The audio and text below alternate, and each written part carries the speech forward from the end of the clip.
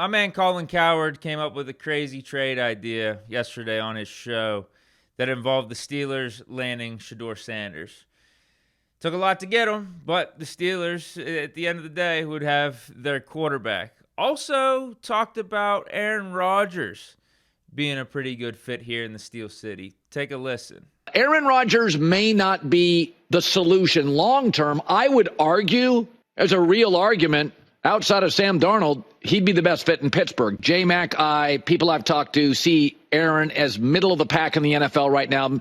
At best, 13th, 12th, 13th best. At worst, 16th, 17th. I would take Baker Mayfield today and Sam Darnold over Aaron. But Aaron had a mostly good last 7-8 weeks. And I do think for Pittsburgh, it would be a decent fit. He's a grown up. He could learn the playbook quickly. But the Steelers have been putting Band-Aids on for 6 years. I think they have to rip it off. I would trade T.J. Watt, George Pickens, 2 first-round picks if your scouting department said Shedeur Sanders is the guy. Okay, so obviously a lot to unpack here.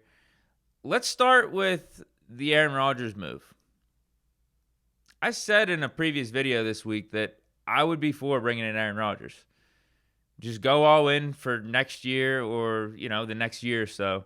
I get that he might be a nuisance, but, bro, in a down year, in Aaron Rodgers' so-called worst year of his career, he had 28 touchdowns and 11 interceptions. Come on, bro. That's like a dream year for Kirk Cousins. That's like a dream year for a bunch of these average-ass quarterbacks out here. It's still Aaron Rodgers.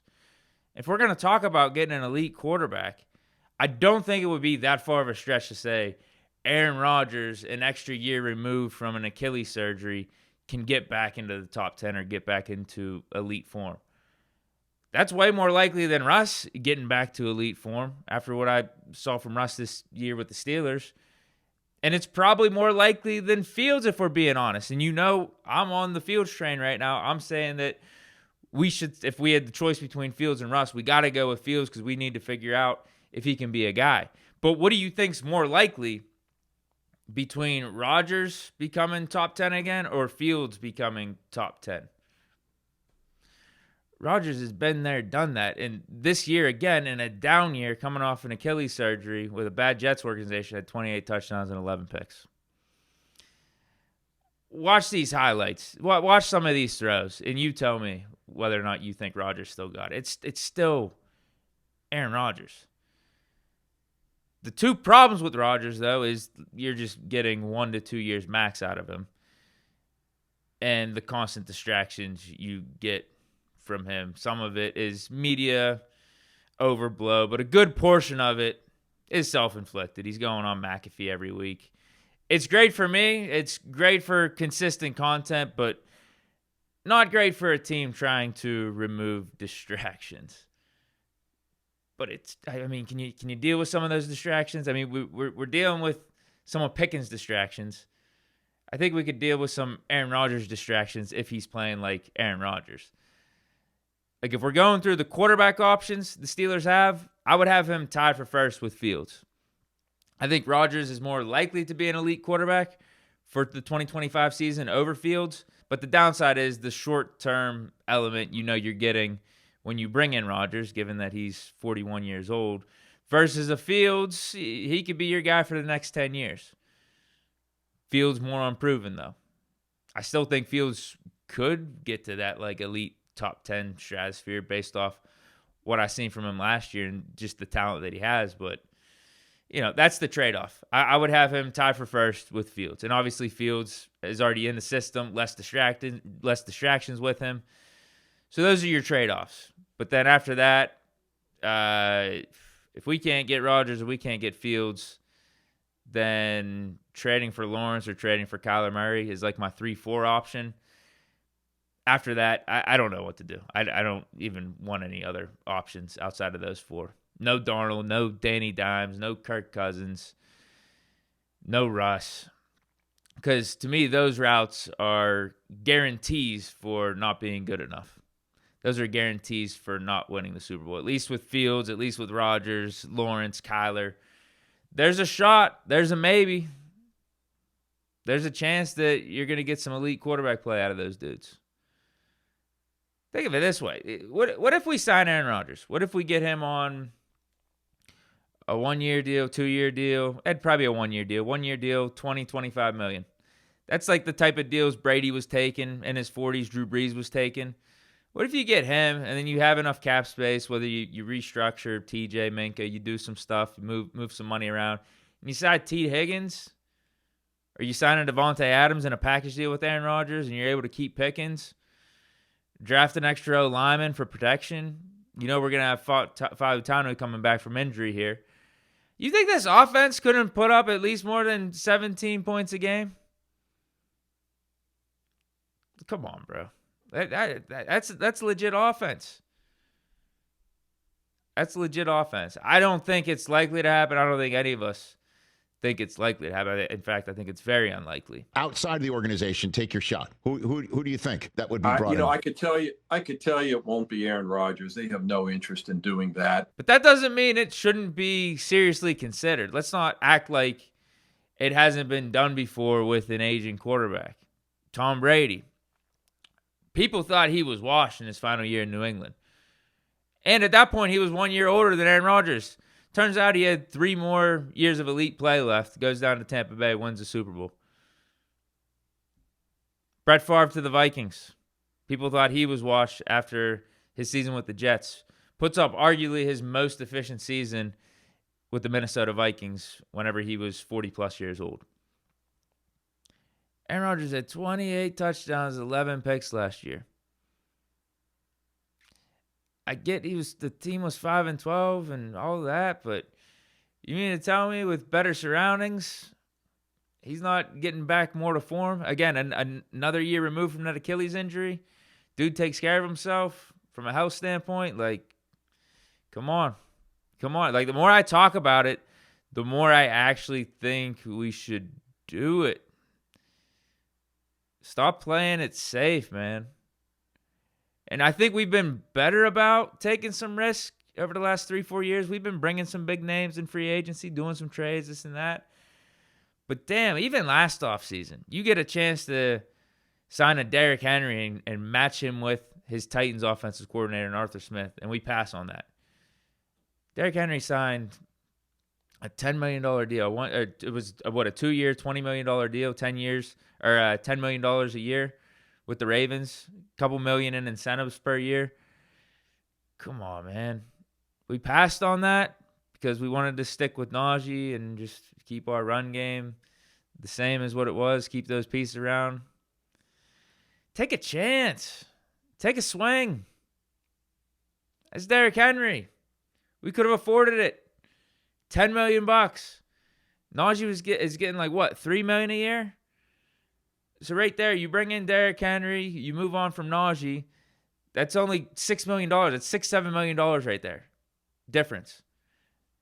You're paying Derrick Henry, basically. That's what you're allocating toward Derrick Henry. Now, he hit his incentive, so it's a little bit more than that. We finished the season, I think it was with $6 or $7 million in leftover cap space. You kidding me?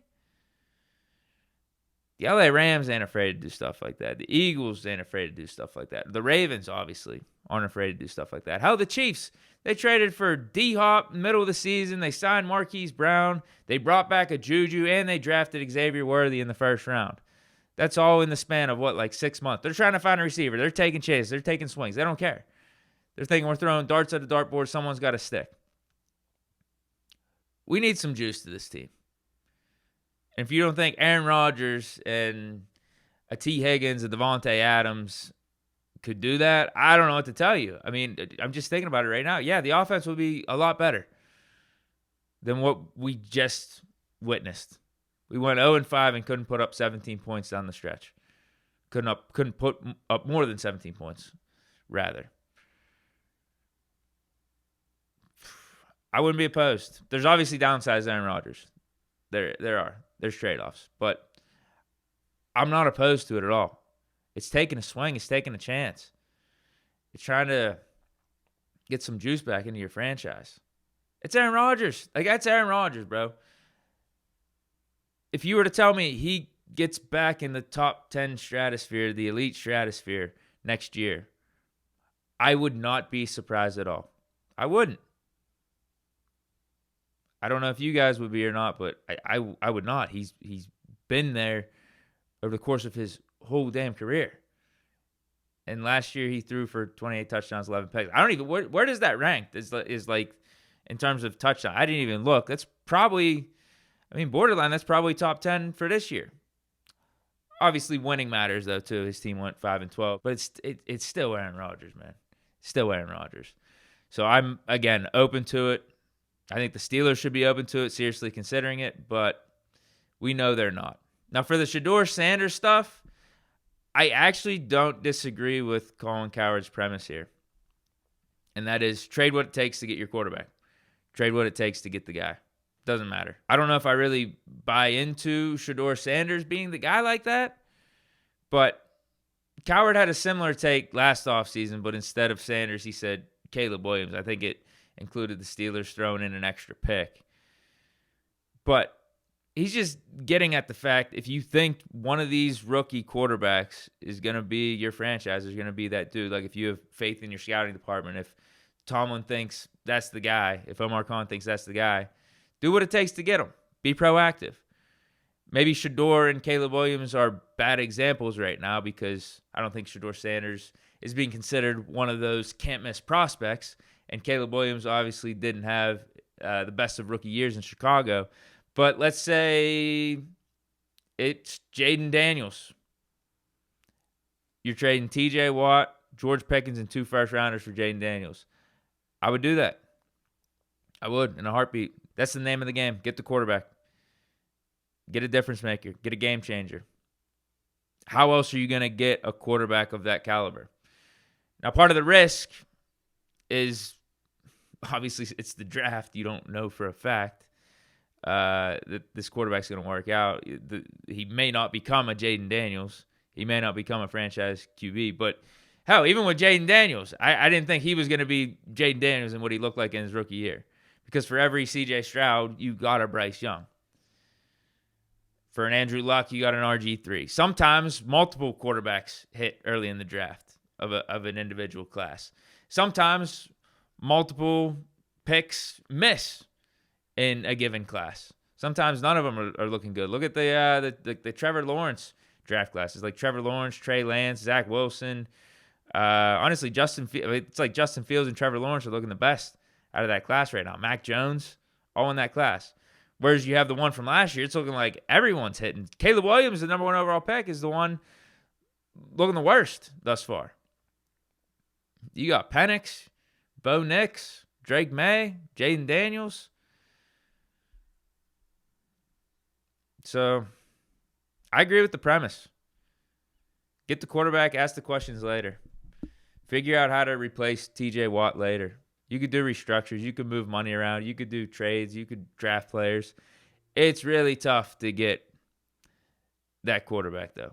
It's tough, and that's what we've been trying to do. So if you think one of these dudes in the draft is that guy, if it's Shedeur Sanders, Cam Ward, I understand what Cowherd's saying here. I do. Let me know your thoughts down in the comments. Have a good Friday. Have a good weekend, guys. Stay safe out there. Stay chilling. Here we go, Steelers. Peace.